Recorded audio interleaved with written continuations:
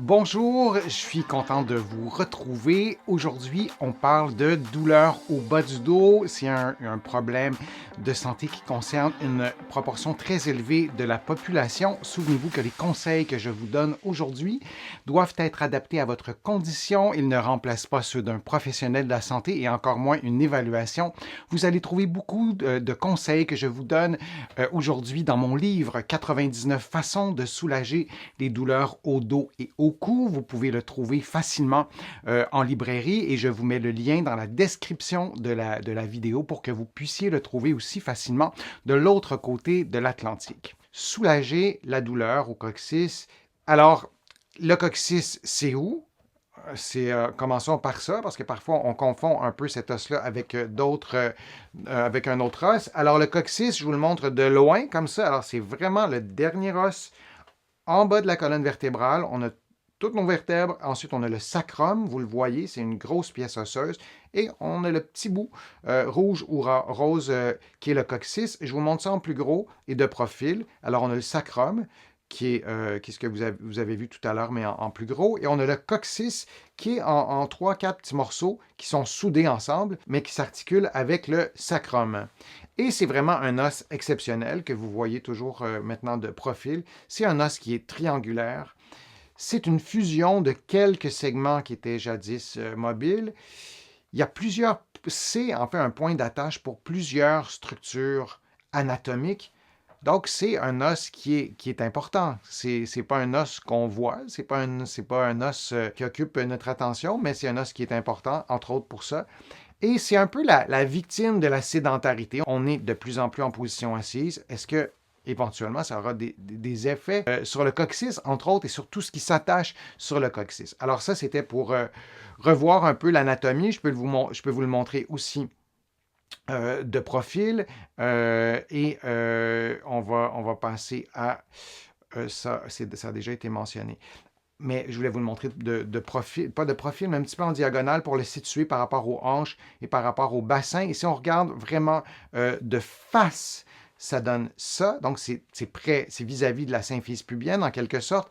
Et de très près, et de façon un peu schématisée, on voit qu'il y a aussi des articulations avec le sacrum. Il y a des ligaments qui sont près de tout ça. Ils sont en mauve. Donc, on ne voit plus le coccyx parce qu'il est recouvert de ligaments, mais il y a des ligaments. Un ligament, c'est un tissu mou qui ne se contracte pas, mais qui relie la plupart du temps, des os ensemble pour leur donner une certaine stabilité. Alors, les ligaments sont présents autour du coccyx et sur le bassin aussi. Alors, quand on parle de tissus mous qui sont près du coccyx, comme la question de l'internaute, ben, on parle entre autres de ligaments. Et ça, c'est ce que je vous montre, c'est vraiment important.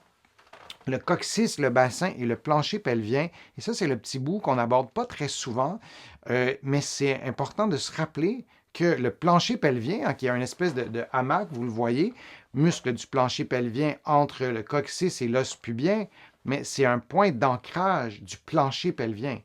Et il y a un poids sur ce plancher pelvien, vessie, utérus, chez la femme, le rectum, et bon, c'est différent chez l'homme évidemment, mais il y a un poids quand même, et il y a le sacrum qu'on voit. Alors, ça exerce des pressions, et lorsqu'on a un problème au coccyx, ben, peut-être que ça a interféré avec ça, et à l'inverse, si on a un problème au niveau du plancher pelvien, je vous en ai souvent parlé sur ma chaîne, je vais vous présenter d'autres vidéos, d'autres directs sur ça, mais il ne faut pas oublier ça. Alors, pour répondre à la question de l'internaute, peut-être que ça a été fait, peut-être que non, mais de consulter un ou une professionnelle en rééducation périnéale, par exemple, ou sinon peut-être faire certains exercices pour voir si en stimulant ces muscles-là, peut-être que ça peut aider, mais c'est vraiment une partie qu'on oublie souvent, l'importance des muscles du plancher pelvien quand on a un problème avec le coccyx.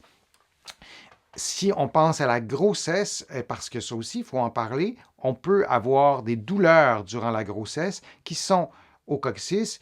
Je ne sais pas si c'est clair pour tout le monde, si vous le voyez, mais ce qui est à droite de la tête du bébé, on voit les vertèbres qui sont en rouge.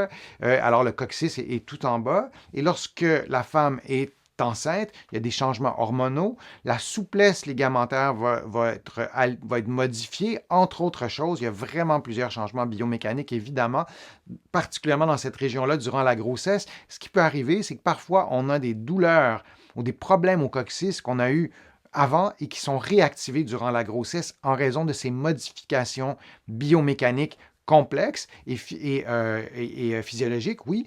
Donc, ça peut réactiver des problèmes et juste à voir, je peux vous le montrer aussi d'une autre façon. Donc, comme ça, on voit vraiment que le poids, que les pressions, que les changements morphologiques attribuables qui se déroulent durant la grossesse, bien, ça peut réactiver aussi des douleurs et ça peut causer aussi des douleurs parfois, évidemment pas toujours, donc durant la grossesse, mais aussi durant l'accouchement. Il peut y avoir un accouchement qui est plus difficile et on peut avoir des problèmes au coccyx après. Alors, les douleurs au coccyx, un élément traumatique, ne peut être qualifié de déclencheur que dans 50% des cas. Donc, dans l'autre moitié, bien, les douleurs au coccyx, ce n'est pas suite à un traumatisme. Alors, il faut comprendre pourquoi. Et là, les pistes que je donne à cet internaute et à tout le monde, de ne pas oublier le plancher pelvien, par exemple.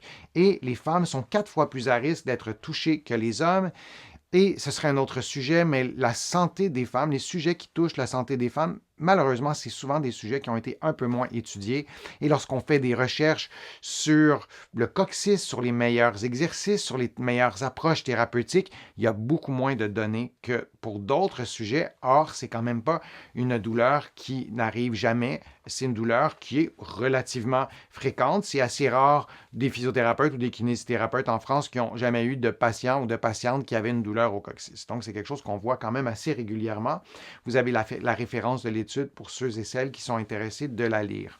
Les contextes de blessures, par exemple, fracture. On veut avoir un examen d'imagerie médicale si vous êtes tombé et vous vous êtes blessé au coccyx pour savoir s'il y a une fracture, parce que s'il y a une fracture, évidemment, ce ne sera pas le même traitement que s'il n'y en a pas eu. Une autre chose qui peut se passer, on peut avoir une luxation où l'articulation entre le sacrum et le coccyx a perdu de son intégrité. On peut avoir une contusion. On peut donc ne pas avoir eu une fracture, mais les tissus mous, par exemple, les ligaments, il y en a d'autres, peuvent être blessés.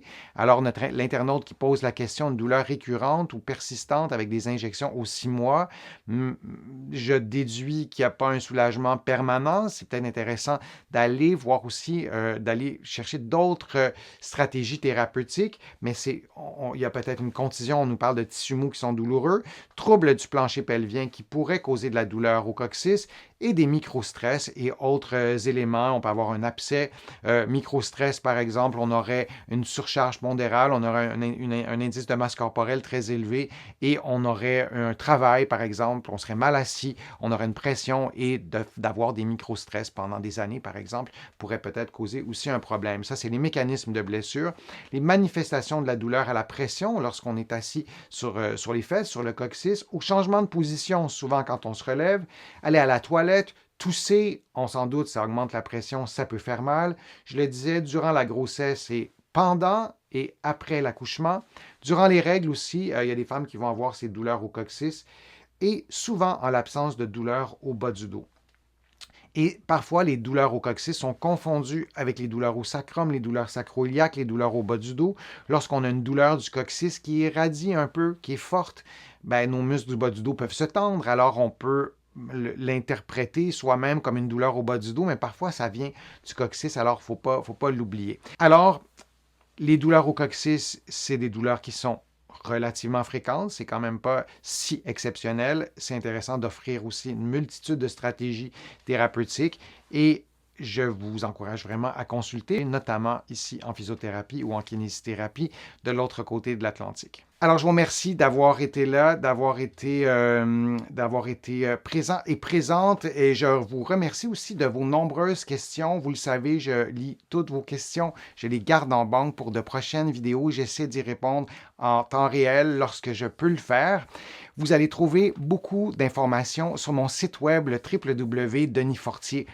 .ca. Vous allez trouver aussi beaucoup d'informations dans mes livres que vous pouvez trouver un peu partout en librairie au Canada. Et aussi de l'autre côté de l'Atlantique, je vais vous mettre le lien dans la description de la vidéo pour que vous puissiez trouver mes livres facilement. Je vous remercie aussi pour vos contributions sur ma chaîne. Vous pouvez le faire maintenant sur YouTube en cliquant sur le petit cœur et en faisant votre contribution. Vous pouvez le faire sur ma chaîne et considérez vraiment ces remerciements comme personnels. Ils me permettent, vos contributions, ou elles me permettent plutôt, à continuer mes activités sur le web et à vous présenter tous ces contenus. Alors, j'espère vous revoir pour une prochaine vidéo, pour un prochain direct, et à bientôt.